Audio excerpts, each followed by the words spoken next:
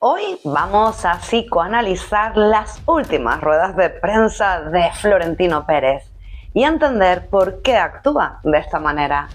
Porque para poder entender al Real Madrid, primero hay que entender a Florentino Pérez. Bienvenidos a Psicogol.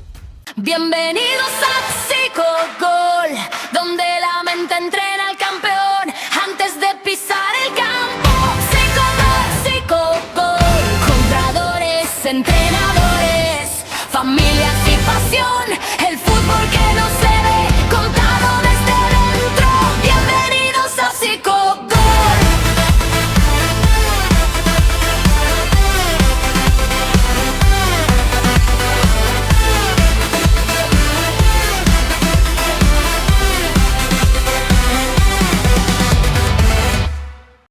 Hoy vamos a analizar un fenómeno que va mucho más allá del fútbol, porque lo que estamos viendo en las últimas semanas no es simplemente una serie de ruedas de prensa, es una narrativa de poder, identidad y legado en tiempo real.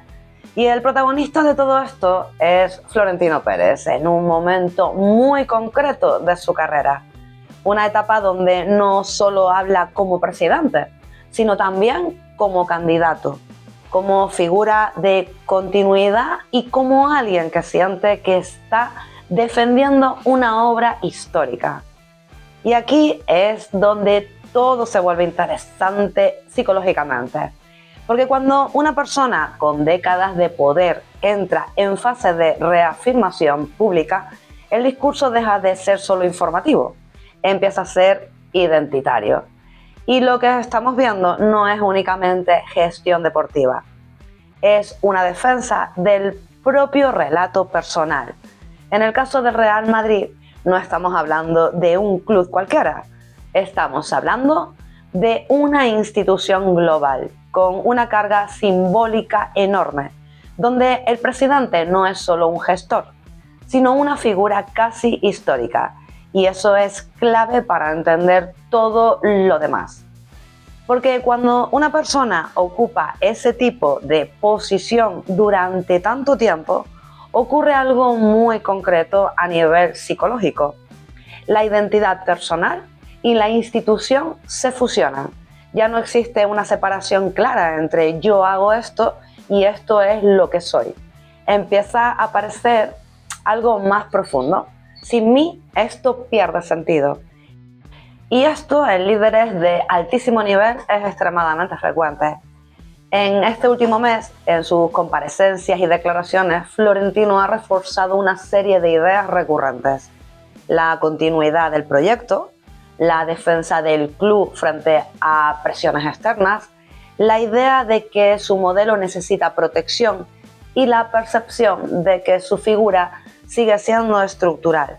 Y aquí no estamos juzgando si eso es verdad o no. Lo interesante es lo que eso hace a nivel psicológico.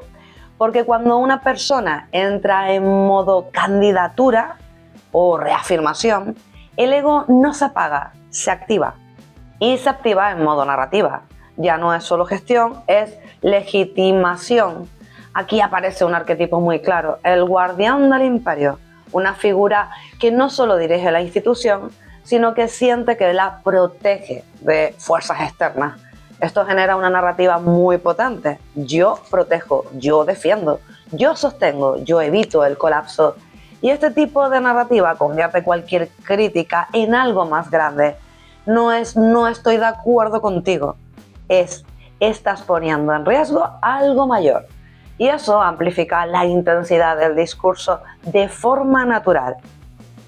Otro elemento clave es el concepto de legado, porque a ese nivel de trayectoria ya no se habla solo de presente, se habla de historia. Y eso cambia completamente la psicología del discurso. Cuando una persona empieza a pensar en términos de legado, cada decisión tiene peso histórico. Cada crítica tiene dimensión simbólica y cada conflicto se interpreta como parte de una narrativa mayor. Y en el caso de Florentino, esto es evidente.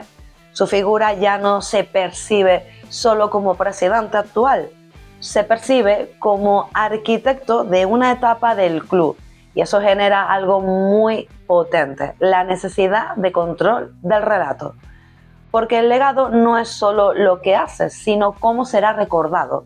En muchas de sus intervenciones recientes aparece también una constante, la idea de defensa frente a un entorno complejo. Esto se traduce en una narrativa clásica del liderazgo fuerte. Hay fuerzas externas, hay oposición, hay resistencia y hay que proteger el modelo. Esto coloca al líder como eje central de estabilidad. Y aquí es donde estrategia y psicología se mezclan, porque este tipo de narrativa refuerza autoridad, refuerza cohesión y refuerza legitimidad interna, pero también aumenta la percepción de conflicto constante. Uno de los rasgos más claros en este tipo de perfiles es la autoeficacia externa, es decir, la creencia profunda de que uno es capaz de resolver situaciones complejas mejor que la mayoría. Esto no es negativo por sí mismo, de hecho es uno de los motores del liderazgo de alto nivel. Sin esa creencia es difícil construir proyectos gigantescos, pero cuando se combina con décadas de éxito puede derivar en algo más rígido, la sensación de indispensabilidad. Y ahí aparece el discurso implícito de esto sin mí no funciona igual. Un elemento fundamental para entender todo esto es la fusión entre institución e identidad. Cuando una persona lidera durante tanto tiempo una estructura, el sistema se convierte en un espejo del yo. Si el club gana, el ego se refuerza. Si el club es criticado, la persona se siente criticada. Si el club es atacado, lo vive como ataque directo. Esto explica por qué el tono puede percibirse tan emocionalmente implicado. Porque no está hablando solo de fútbol, se está hablando de identidad. Y aquí llegamos a la paradoja central. Las mismas características que construyen un líder excepcional son las que dificultan su salida. Ambición, extrema necesidad de control, creencia en la propia visión, tolerancia baja a la pérdida de influencia e identidad fusionada con el proyecto. Es decir, el mismo fuego que construye el imperio es el que impide apagarlo. Y al final, más allá de opiniones o colores, lo que estamos viendo es algo profundamente humano. El intento de una persona de sostener su legado mientras sigue siendo relevante dentro de él. Y eso, psicológicamente, siempre es fascinante. Si te ha gustado el vídeo, no olvides darle like, compartir y si tienes algún comentario de que alguna persona que quieras psicoanalizar, déjamelo por aquí debajo y en unos días o en unos meses a lo mejor hablamos de ese candidato. Un beso enorme y gracias por estar aquí en Psicogol.